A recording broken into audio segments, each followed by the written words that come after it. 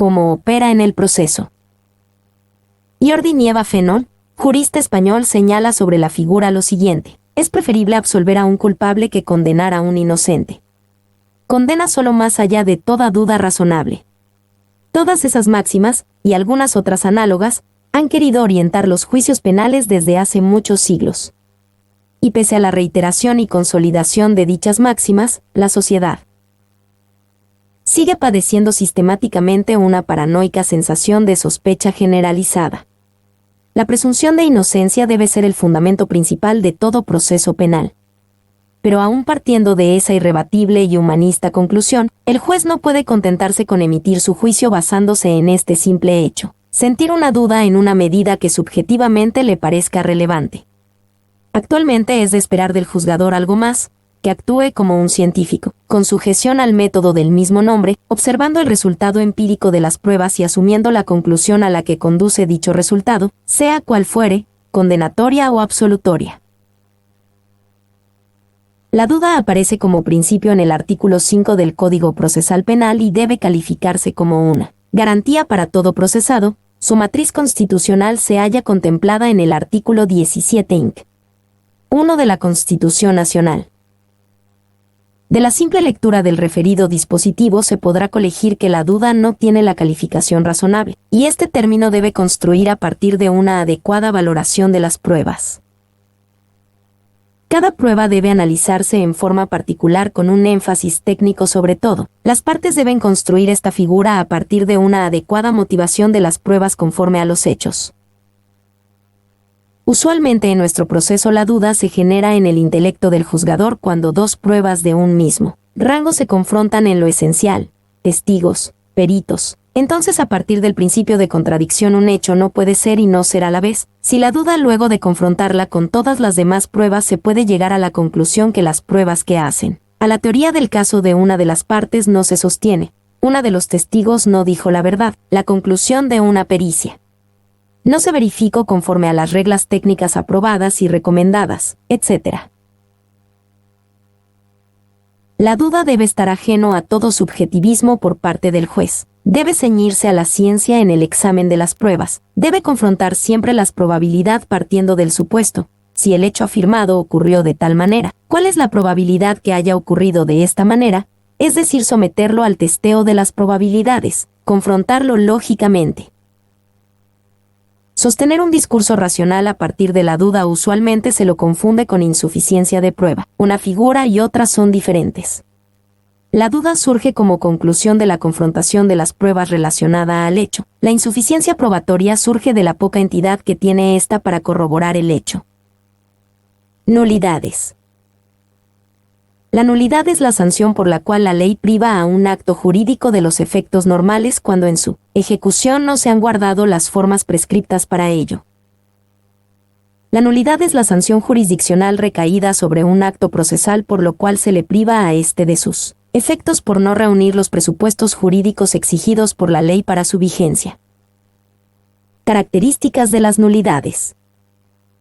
A. Es una sanción. Basta que el acto no haya cumplido con aquellas formalidades exigidas por la ley para provocar la posibilidad de dejar sin efectos lo deseado en el acto. B. Su fuente tiene su génesis en la ley. La misma puede indicar en forma expresa o no la posibilidad de dejar sin efecto el acto. Más allá del texto constitucional y legal no se puede acudir a las llamadas normas de orden público no previsto en la misma ley para conminar de nulidad un acto. C. No se admite la nulidad de los actos no realizados. Entendemos que la realización de este tiene por objeto producir algún efecto. Obviamente la existencia de esta figura se explica en función de la misma. El orden público y las nulidades. El conjunto de condiciones fundamentales de la vida social instituida en una comunidad jurídica, las cuales, por afectar centralmente a la organización de ésta, no pueden ser alteradas por la voluntad de los individuos ni, en su caso, por la aplicación de normas extranjeras. El concepto de orden público ofrece especial importancia con respecto a las cuestiones de índole política y de derecho administrativo, pero también lo ha adquirido de un tiempo a esta parte, en materia de derecho social, por cuanto se ha atribuido a sus normas la condición de afectar el orden público, por la cual son irrenunciables. Sistemas de las nulidades. A. Sistema formalista. Basta conocer los albores de la formación del derecho romano para saber de la importancia de las formas cuya observancia para la concreción de los diversos negocios jurídicos de la época exigía una puntillosa observancia de las mismas muy enraizadas con los ritos y fórmulas. Las partes debían citar y declamar esas fórmulas para la validez del acto. Los efectos previstos eran devastadores. Si los intervinientes omitían una palabra, dejaban de lado una sílaba o cuando un movimiento corporal era realizado a destiempo, era incurrir en errores que en dicho sistema costaban las más de las veces la pérdida de derechos e incluso de las causas. B. Sistema privatista. Este sistema se funda exclusivamente en el perjuicio que haya sufrido una de las partes para peticionar su declaración. Se puede colegir claramente que el interés de las partes es esencial para solicitar la revocatoria de aquellos actos viciados de nulidad, obviamente, por más que el acto pueda traer consecuencias funestas para el proceso y atente el acto, por ejemplo, contra el orden público, la misma tan siquiera debe ser mencionada por el órgano jurisdiccional si es que no fue advertida por el afectado. C. Sistema judicialista. A contrario del anterior, es el juez en este sistema el único habilitado para determinar si los actos procesales se hallan en condiciones de cumplir con sus efectos y en su caso la posibilidad de declararlo. Esta potestad jurisdiccional está por sobre el interés de las partes y se halla fundado en que la finalidad del proceso no debe ser obstaculizada por actos insanos independientemente de la pretensión de las partes y dicho activismo guarda semejanza con la facultad oficiosa que actualmente tienen nuestros tribunales conforme al artículo 170 del Código Procesal Penal. Clasificación de las nulidades. A. Nulidades generales. Conforme lo señala Creus, son aquellas originadas en defectos enunciados por la ley en una disposición genérica, aplicable a cualquier acto que presente tales defectos, aunque no estén específicamente previstos como causales de nulidad en la regulación particular dicho acto. Si consideramos la exigencia de taxatividad de especificidad como principio del sistema, ellas vendrían a constituir una suerte de excepción al mismo. Otros las han definido como aquellas que son impuestas por la ley, con relación a un grupo de actos en general. Carlos Creus. Nulidades en el proceso penal. B. Nulidades específicas. Sergio Gabriel Torres y Carlos Creus coinciden en que este tipo de nulidades se fundan en el sistema legalista de nulidades. El primero da como ejemplo el Código Procesal Penal de la provincia de Córdoba, y en cuanto a la adhesión a este sistema desde el punto de vista de la doctrina, el correntino Nelson Pessoa se muestra abiertamente partidario del mismo. Este tipo de nulidades se hallan expresamente establecidas en la norma y no dejan mayores dudas en cuanto a su aplicación, siempre y cuando el acto no reúna los requisitos para su existencia y se hallen conminadas de nulidad. C. Nulidades implícitas o virtuales. El tratadista argentino Nelson Pessoa se muestra partidario del sistema legalista de las nulidades donde los actos estén expresamente señalados por la ley, pero debemos convenir en que existen actos que si bien no se hallan conminados expresamente de nulidad, la misma entra en pugna con una regulación no procesal, como la Constitución Nacional, y con el ordenamiento de fondo especializado.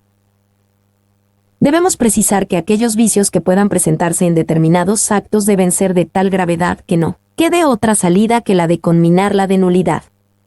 En este tipo de nulidad, el intérprete se puede encontrar con ciertas dificultades para su determinación.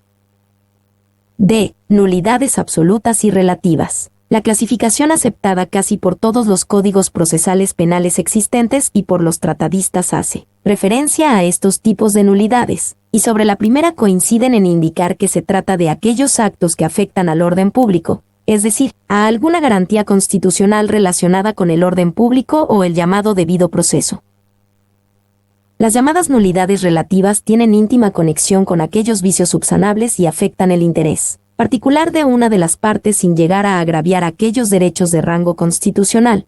Generalmente, la parte afectada es la que debe solicitar la subsanación del acto y nunca puede ser declarada de oficio. Nulidades absolutas. A. Pueden ser declaradas de oficio. B. Pueden ser declaradas en cualquier estado del proceso. C. Cualquiera de las partes pueden solicitarla. Y D. No pueden ser convalidadas aún con la expresa voluntad de las partes.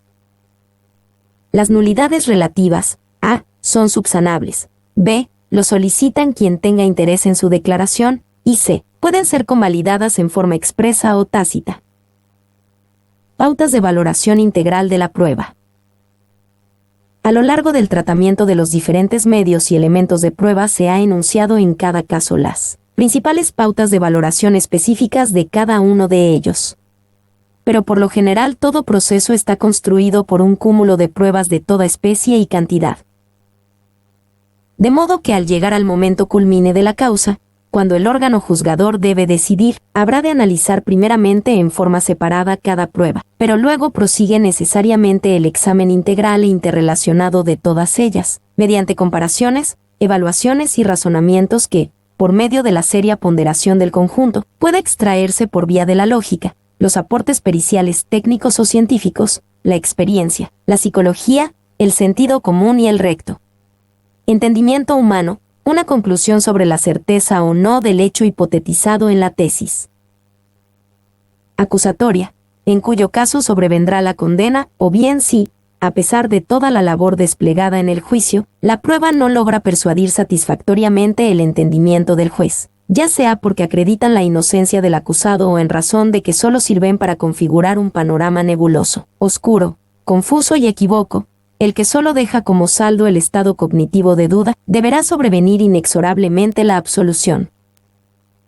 Según la tradicional esquematización efectuada por Planeol, el juez puede formar su convicción de tres modos diferentes, mediante la comprobación directa, por sí mismo, hecho material, ya sea por la observación de los mismos como por ejemplo ante la exhibición de los instrumentos, medios u objeto del delito durante el juicio o por medio de una inspección judicial mediante las declaraciones de otro, ya sea testigo, perito, de alguna de las partes y de las del propio acusado.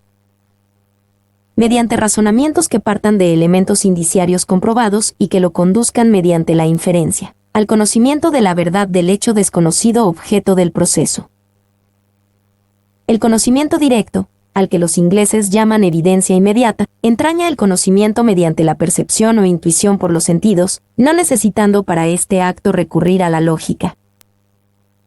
Sin embargo, aquí debemos destacar que lo directo será siempre el conocimiento del material probatorio, que como hemos dicho al tratar sobre la prueba indiciaria, siempre será indirecto con respecto al hecho delictuoso, que es el que se quiere reconstruir, conocer o inferir. Desde esta perspectiva insistimos, todas las pruebas son indirectas. En este sentido opinaba Hellero que todas las pruebas, en cierto aspecto, son indicios como consecuencia del delito. De manera tal que la percepción directa de una prueba por el juez no lo exime de realizar necesariamente, aun en estos casos, el razonamiento mental de inferencia respecto de la misma en relación con el hecho hipotetizado en la acusación. Tanto las formas de juzgamiento como los sistemas de valoración de la prueba han ido variando a lo largo de la historia como consecuencia de la evolución social y cultura de las ideas políticas, de los mecanismos de control social para los que se han mal utilizado a los derechos penal y procesal, al mismo tiempo que varían según la particular sociología que en ciertas comunidades se presenta en forma diferenciada. Basta con enunciar sucintamente el sistema de la íntima convicción que como producto del juzgamiento por de un jurado popular se practicaba en Grecia y Roma durante el apogeo de la República. Sistema que a partir del siglo XIII, con la consolidación de la Iglesia y el derecho canónico en Europa continental, transforma ese método acusatorio por el inquisitivo, donde primaron los métodos de la prueba legal o tabulada, mediante la cual una legislación preestablecida y dictada por los déspotas detentadores del poder de las monarquías prefijaba el valor que debía otorgársele a cada prueba y la manera en que un hecho podía tenerse por acreditado o no, confiriéndole un valor supremo a la confesión, la cual probaba acabadamente el delito. Ello fue lo que condujo, con la paulatina degradación de la estructura política, a la más cruel Inquisición. Basta dar un repaso a las incalificables atrocidades de esa época evocadas históricamente por Voltaire, llegándose a la permisividad del empleo de la tortura a fin de lograr la confesión. Tan inhumano era el proceder como absurdo. Destacó en este sentido el célebre Beccaria que, una extraña consecuencia que se deriva necesariamente del uso de la tortura es que al inocente se le coloca en la peor condición que al culpable, pues, si a ambos se les aplica el tormento, el primero tiene todas las combinaciones contrarias, porque o confiesa el delito, y es condenado, o es declarado inocente, y ha sufrido una pena indebida. Pero el culpable tiene una posibilidad a su favor, pues, en efecto, cuando habiendo resistido con firmeza la tortura debe ser absuelto como inocente, ha cambiado una pena mayor por otra menor. Así pues, mientras el inocente no puede más que perder, el culpable puede ganar. Con el Iluminismo y la Revolución Francesa en 1789 se produjo un cambio en todos los órdenes, del que no fue ajeno el derecho. Se adopta originariamente en Francia un sistema de enjuiciamiento mixto, con una primera fase de instrucción de características inquisitivas y una segunda etapa de juicio con marcada inclinación al antiguo sistema acusatorio. De este modo se atemperan radicalmente las atrocidades de la Inquisición, pasando el acusado a ser no ya un objeto de persecución sino un sujeto de derechos en un pie de igualdad con la parte acusadora, cambiando también el sistema de valoración de las pruebas. De ahí en adelante, los países que adoptaron el sistema de juzgamiento por medio de jurados llevaban inherente el sistema de la íntima convicción en cuanto a la valoración de la prueba, salvo Inglaterra, que siempre conservó tradicional e inalterable este procedimiento aún durante la Inquisición en Europa continental. En los estados en cuya organización judicial el tribunal estaba conformado por jueces letrados, el sistema fue el de la libre convicción o sana crítica que perdura hasta en la actualidad, como en nuestro país. Como vemos, la evolución de las ideas y las creencias, los cambios políticos y sociológicos, tuvieron su repercusión en las instituciones probatorias. En la Argentina impera generalmente, tanto en las legislaciones provinciales como en la federal y nacional, el sistema mixto, con algunos pocos códigos que modernamente han adoptado una marcada inclinación acusatoria, como los de las provincias de Córdoba y Buenos Aires. El sistema de valoración de la prueba en todos ellos es el de la libre convicción mediante la sana crítica. Sobre la conceptualización y alcance del mismo me remito al título primero. La gimnasia mental que debe practicar el órgano jurisdiccional al momento de resolver la causa radica, fundamentalmente en ordenamiento, análisis, evaluación y combinación de las distintas inferencias que sugiere cada uno de los elementos y medios de pruebas, incorporados al juicio, y luego su evaluación en conjunto, lo que importa las comparaciones, las compatibilidades o incompatibilidades entre cada uno de ellos, su cantidad y eficacia, su peso probatorio, la posibilidad de descarte o no de las inferencias múltiples o equívocas que pueden surgir de ellos, todo mediante una deliberación objetiva y razonada, a fin de que aquietadas las aguas pueda verse el fondo del recipiente. En el proceso todos los elementos y medios probatorios se complementan, mediante un juego de interrelación casi necesaria. Y cada uno apoya en mayor o menor grado a los restantes y recíprocamente. Más allá de su unidad de independencia analítica a priori, finalmente se presentan como conjunto que sintetizará la prueba concluyente, negativa o positiva.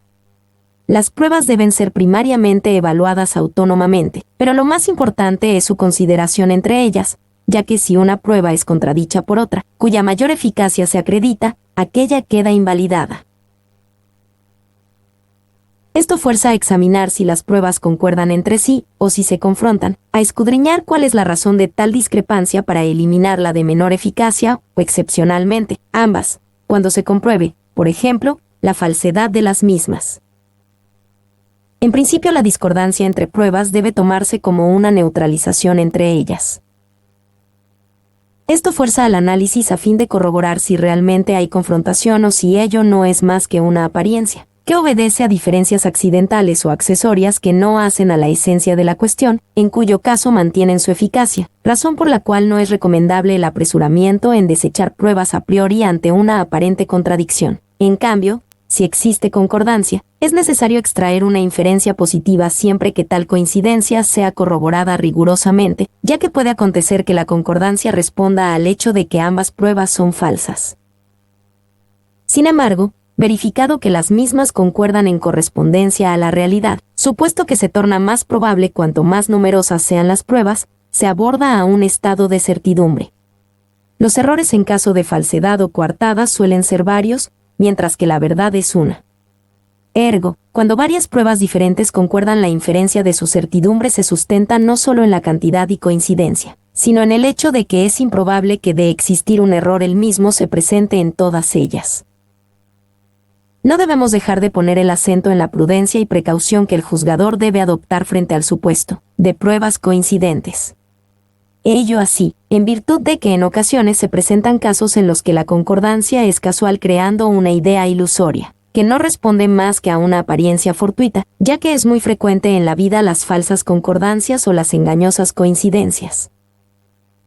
Solo existe concordancia real entre pruebas verificadas como serias y provenientes de distintas fuentes. Tratándose de varias pruebas, si cada uno de los elementos considerados separadamente son equívocos o inciertos, estos carecen de valor aun cuando unidos presenten una concordancia aparente. Y si no son varios elementos independientes, equivalen a una sola prueba, en cuyo caso la concordancia será superficial, siendo imposible edificar inferencias sobre ellos, pues se corre el riesgo de multiplicar los errores. Un aspecto importante a tener presente es la posibilidad de la sugestión en el juzgador. Se ha señalado que el papel de la sugestión en el campo de la justicia ha sido valorado como corresponde, sin embargo su presencia es fundamental en el criterio de valoración del individuo, cualquiera que sea el tipo al cual pertenezca. Se ha estudiado que el pensamiento admite la división en 4 categorías: la sugestión, la información, la razón y el fondo mental, sosteniéndose que frecuentemente la razón cede ante la sugestión. Será importante, fundamentalmente en el caso del juez que está frente al examen de un caso, tomar las debidas precauciones para no dejar que procesos mentales de sugestión interfieran en su razonamiento de la valoración probatoria. Aun cuando del examen primario de la integralidad probatoria se desprenda una hipótesis, forzoso es rehacer el análisis para contemplar la posible existencia de alguna otra hipótesis igualmente factible, en cuyo caso deben confrontarse ambas con los datos ciertos de la causa para verificar cuál de ellas se adecua mejor a ellos. Nunca es suficiente que una hipótesis aparente verosimilitud para ser sin más aceptada. Es preciso que sean eliminadas todas las posibles conjeturas contrarias. Finalmente, si a pesar del esfuerzo lógico-analítico subsisten con igual posibilidad varias hipótesis, la duda debe imponerse a favor del acusado rechazando la hipótesis acusatoria. Toda ciencia se apoya sobre el principio metodológico de la observación, consistente en que no se llega a una conclusión cierta mediante una sola observación, sino a través de repetidas observaciones y experiencias, las cuales deben resultar concordantes. Este principio científico es plena y necesariamente aplicable en materia probatoria. Esta actividad mental debe ser guiada por los principios de la lógica y por la combinación, en base a ella, de inducciones y deducciones. Siempre que se aplica a un caso concreto un principio general, se procede por deducción, que puede exponerse en forma de silogismo, pero todo descubrimiento se obtiene por inducción. Sin embargo, a pesar de que los lógicos sostienen que todo razonamiento lógico es susceptible de una fórmula deductiva o silogística, ello no parece lo más conveniente ni usual en la práctica. Ello así, debido a que el silogismo parte de una premisa mayor de la cual se origina el razonamiento deductivo, pero sucede que en muchos casos la premisa mayor es solo dogmática, principista, y carece de comprobación en la causa.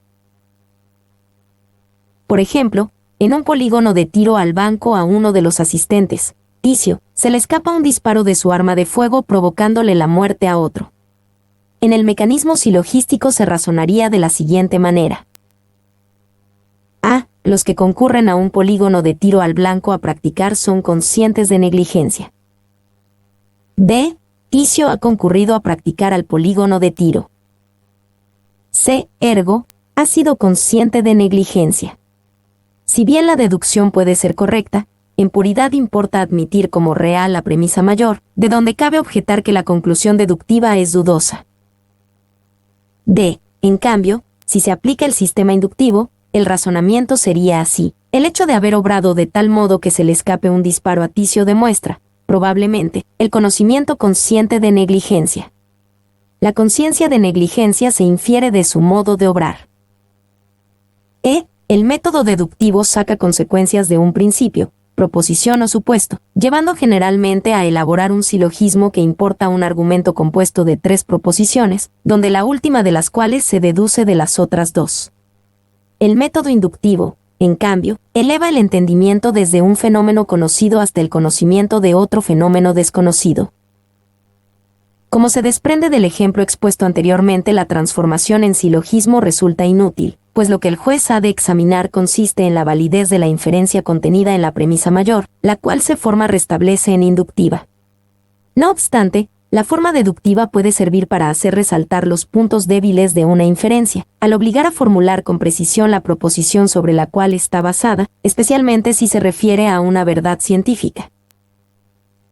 Solo una representación correcta y completa de la formación de los hechos puede llevar a la creencia en ellos. Pero como la incorporación de las pruebas se va desarrollando sucesivamente durante el juicio, es preciso que la atención del juzgador los vaya ordenando en su conciencia, asimilando paulatinamente sus efectos acreditantes. Sin embargo, no habrá de atenerse a esa primaria impresión que ellos producen, incluso con repercusiones en el subconsciente. Este no es, por lo tanto, el momento oportuno para coordinarlos, sino una vez finalizado todo el debate, y en la serenidad de la deliberación. En el proceso mental de valoración integral del material probatorio es importante no soslayar dos extremos de análisis que frecuentemente son motivos de error. En primer lugar, debe adoptarse la cautela de no omitir la ponderación de ninguna circunstancia que contraste con los elementos de cargo, como tampoco dejar de examinar a fondo los hechos que entrañan más de una interpretación, analizándolos con bases lógicas a fin de desentrañar si en verdad neutralizan la acusación, o por el contrario, debe concluirse sobre su inverosimilitud. En segundo término, la conclusión a que se aborde debe ser la que se sustenta satisfactoriamente con la mejor explicación. Pues si frente a esa conclusión existe otra hipótesis más exacta, aquella no puede ser sostenida, solo es valedera a aquella conclusión que se mantiene incólume y fortificada para luego de haber excluido las otras alternativas posibles. Pero como en virtud del principio non liquet se requiere una síntesis final, determinativa de la convicción del juez, para lograr este resultado de selección y eliminación debe operarse rigurosamente con apoyo en la lógica, la observación y la experiencia y así escoger entre las varias alternativas la más admisible y natural. Los pasos previos que conducen a esa conclusión final, en la que cada juez no solo delibera con sus pares, sino que simultáneamente se produce un debate interno en su intelecto, son establecer concretamente el material probatorio producido y enfrentar el resultado obtenido de cada uno de ellos y luego de su integración con el hecho hipotetizado en la acusación.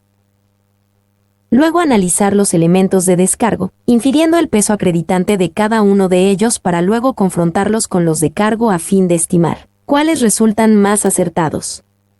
Finalmente, efectuar el análisis integral del plexo probatorio producido en la forma ya expresada anteriormente.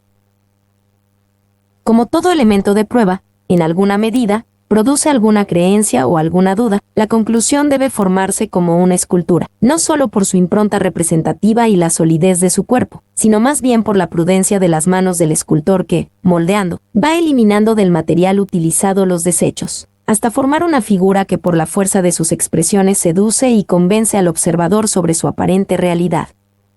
Del mismo modo, el juez habrá de desechar las circunstancias inverosímiles, equívocas o no probadas, y conservar aquel material que, luego de verificado objetiva y razonablemente, resulte digno de fe y convicción, sustentando su resolución en dichas pruebas, mediante la reproducción de los razonamientos que lo condujeron a tal decisión, a fin de que la comunidad observe tal resultado, sintiéndose seducida y convencida de la misma forma que los observadores de la escultura, con la diferencia de que allí el ciudadano se siente gozoso frente a la estética, mientras aquí se persuade de la justicia plasmada en el caso concreto, y con ello percibe y estimula la seguridad jurídica necesaria para la pacífica coexistencia social. Mi nombre es Demim. Soy tu asistente personal. Mi sitio en internet es demim.es.tl.